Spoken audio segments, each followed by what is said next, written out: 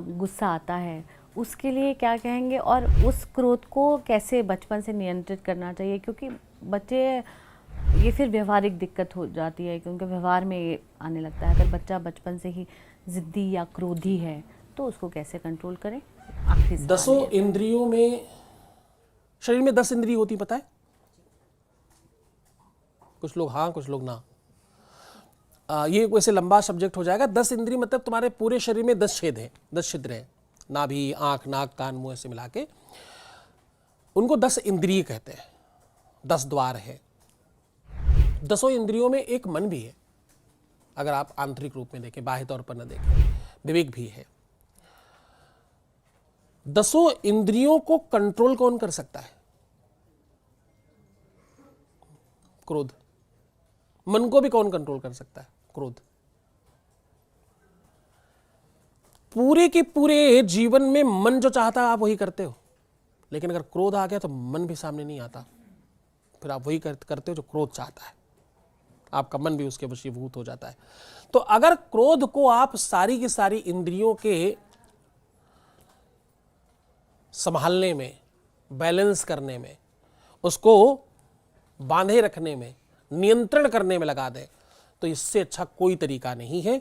पुराने लोग इसीलिए कहा करते थे कि देखना इंद्रियों के न घोड़े भगे, इन पर हरदम ये संयम के कोड़े लगे, अपने मन को सुमार्ग बनाते चलो।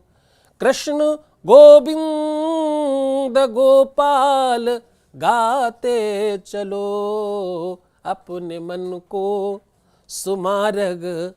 जब आप बढ़िया चीजें बच्चों को सिखाते हैं, जब आप बच्चों को नियंत्रण सिखा पाते हैं, जब आप बच्चों को बैलेंस सिखा पाते हैं, परवरिश क्या है, संस्कार क्या है।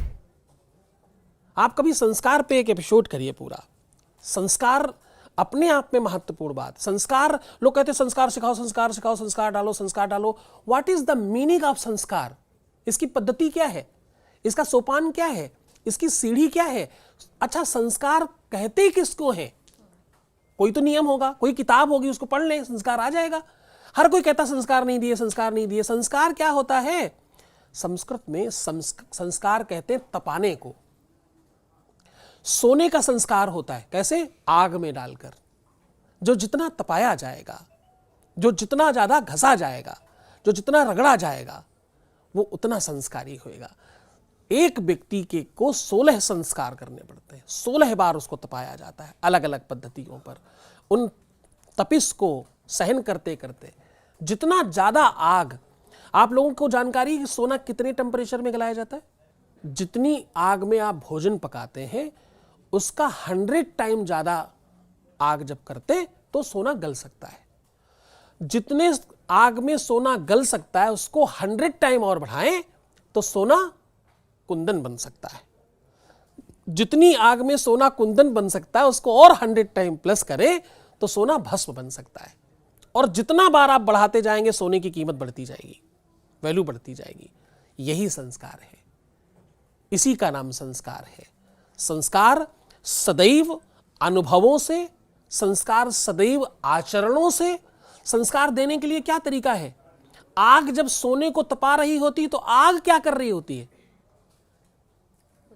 खुद भी जल रही होती है। किसी प्रेमी ने किसी प्रेमिका से पूछा, किसी व्यवस्था में ऐसा प्रश्न किया गया कि यार ये समा और परवाने की तुम बातें करते हो, समा तो बहुत गलत करती, परवाने को जलाकर राख कर देती है। तो उसने कहा ऐसा नहीं है। उसने कहा सखी पतंग जलता है लेकिन संग संग दीपक जलता है और दोनों ओर प्रेम पलता है। एक तरफ नहीं है, वो भी तो जल रहा है। तो संस्कार देने के लिए माँ बाप को भी उतना ही जलना पड़ेगा, उतनी ही भयंकर आग बननी पड़ेगी।